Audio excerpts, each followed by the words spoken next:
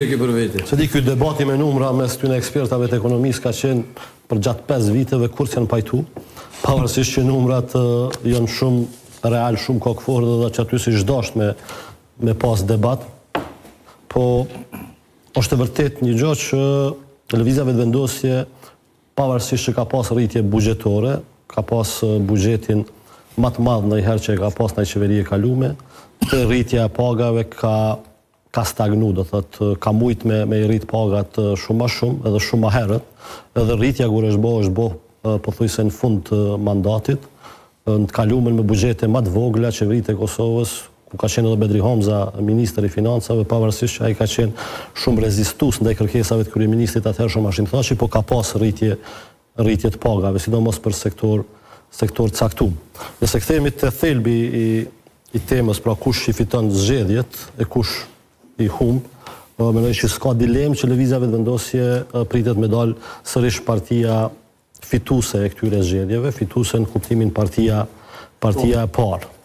Por nëse i bëhet një bilanc qeverisjes lëvizjes vetëvendosje, edhe pse bilancin ja kena bërë deri me 9 shkurt, po bilanci i keni bërë. I kemi bërë edhe kemi shpreh zhgënjim për bilancin e qeverisjes lëvizjes vetëvendosje, po rezultati i zgjedhjeve nuk është që ka qenë shumë i ulë, pavarësisht që lëvizja vetëvendosje ka pas ramje të ndjeshme të mbështetjes elektorale krahasuar me vitin 2021.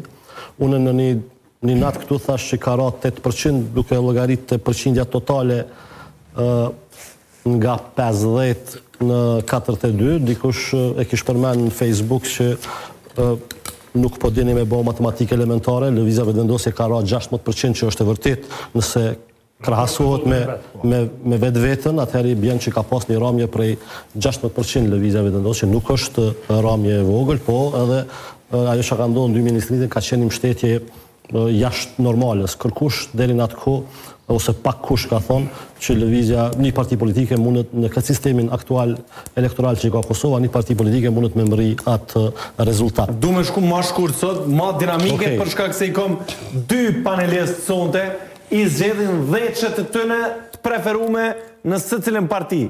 Të preferume, kur po thom, nuk i bjen që i dojnë ma shumë, po mendojnë që kualitativisht apo që do të zgjedhen, ose do duhet të zgjedheshin deputet në kuvendin e Kosovës. Bek, vazhdoje se të ndërpreva, po. Kush ju zgjedhit, Bek?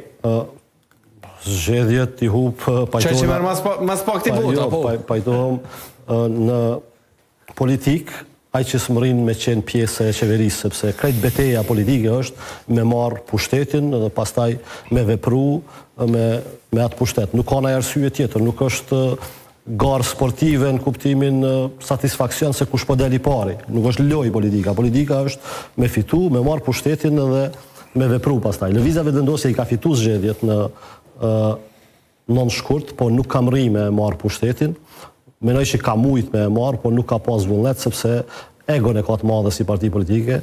Albin Kurthi është dëshiron mënyrë, po e thëmë kushtimisht autoritare me qeverisi vetëm, pa pas përzimje prej dikuj tjetër. A i ka partner koalicionin këtë rast, po i ka simbolik, nuk është që ata ndikojnë vendimarin ose qeverisjen, modelin qeverisës të Albin Kurthit. Sigur ta kish marrë në i parti tjetër, LDK-n ose PDK-n ose AK-n, sigurisht që ata kishin me ja përcaktu një pjesë të modelit të qeverisjes dhe për këtë ai na ka pru prap në zgjedhje. Ne pa përfundu ky vit, jemi sërish në zgjedhje nacionale. Mendoj që ka pas kalkulime duke llogaritë se atë votë në ka synu në 9 shkurt ka me ja siguru diaspora.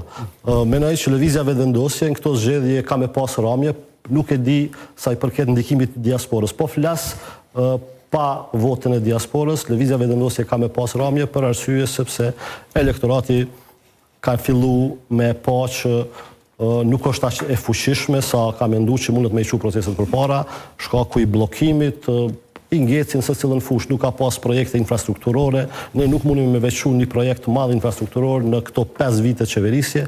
Qeveritë e kaluame kanë pas, asnjëna s'ka mujt me përmbush mandatin, po ka pas projektet mëdhaja që sot e identifikojnë Kosovën e re në kuptimin po flas Kosovën e pas pavarësisë. dhe lëvizja vendosi ka me pas ramje, rritje ka menoj që do të ketë Partia Demokratike e Kosovës për arsye sepse modeli ose Bedri Homza në krye të listës PDK-s në kandidat për kryeministër po flas në nënshkurt dhe tani edhe kryetari i partisë është pasi model që funksionon dhe ka pasur mbështetje. Pra u tha këtu edhe më herët është rrit Partia Demokratike e Kosovës dhe